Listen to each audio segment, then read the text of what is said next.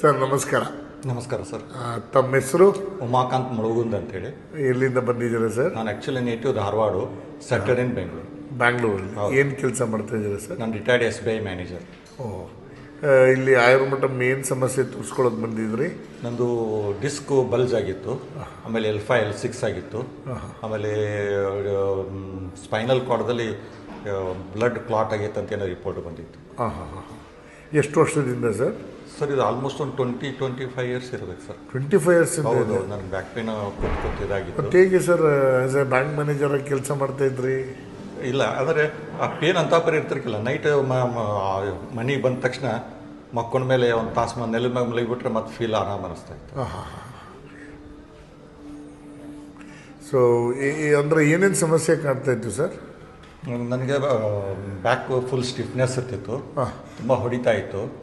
So ಯಾವುದು ಕೆಲಸ ಮಾಡ್ಲಿಕ್ಕೆ ಅದು ಇಂಟ್ರೆಸ್ಟ್ ಬರ್ತಿರ್ಕಿಲ್ಲ. ಈ ಒಂದು ವರ್ಕ್ ಎಲ್ಲ ಗೊತ್ತಿದ್ರು, ಬರೀ ಸುಸ್ತು ಮಲಗಬೇಕು ಅನಿಸ್ತಾ ಇತ್ತು. ಹಾಂ ಹಾಂ. ಎಷ್ಟು 25 ವರ್ಷದಿಂದ? ಹೌದು ಹೌದು ಸರ್. ಹಾಂ. ಬೇರೆ ಏನಾದರೂ ಸಮಸ್ಯೆ ಇತ್ತು? ವೆರಿಕೋಸ್ ಅಥವಾ? ವೆರಿಕೋಸ್ ವೇನ್ ಇತ್ತು ಸರ್. ಅದು ಲೆಫ್ಟ್ ಸೈಡಲ್ಲಿ ಜಾಸ್ತಿ ಇತ್ತು.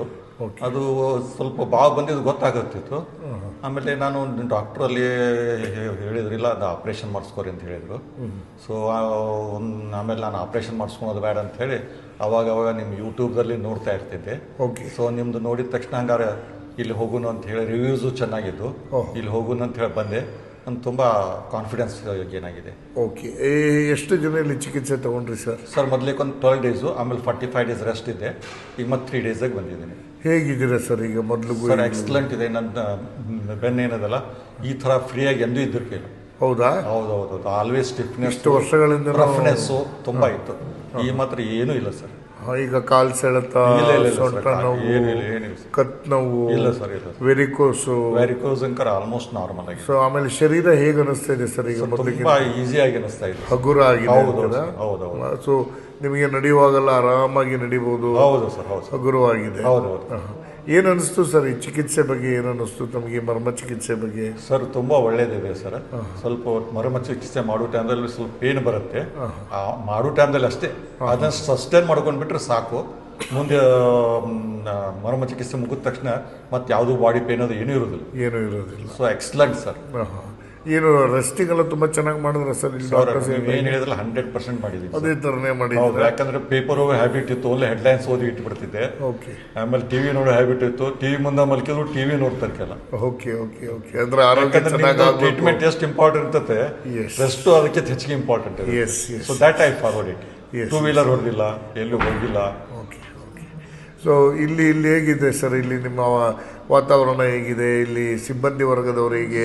ಸರ್ ಸಿಬ್ಬಂದಿ ವರ್ಗದವರು ಅಂತಾರೆ ಎಕ್ಸಲೆಂಟ್ ಸರ್. ಹೌದಾ? Because of them I am very very happy.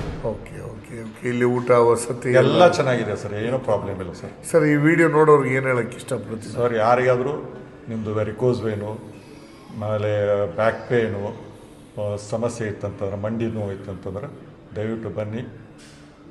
ಇದು ಹೋಲ್ ಕಾನ್ಫಿಡೆನ್ಸ್ ಅಲ್ಲಿ ರೆಕಮೆಂಡ್ ಮಾಡಕ್ಕೆ ಇಷ್ಟಪಡ್ತೀರಾ ಸರ್? 100% sir recommend. ಹೌದಾ? ಹೌದು. ಸೊ ಆಗಲಿ ಸರ್, ಭಾಳ ಸಂತೋಷ ಆಯಿತು.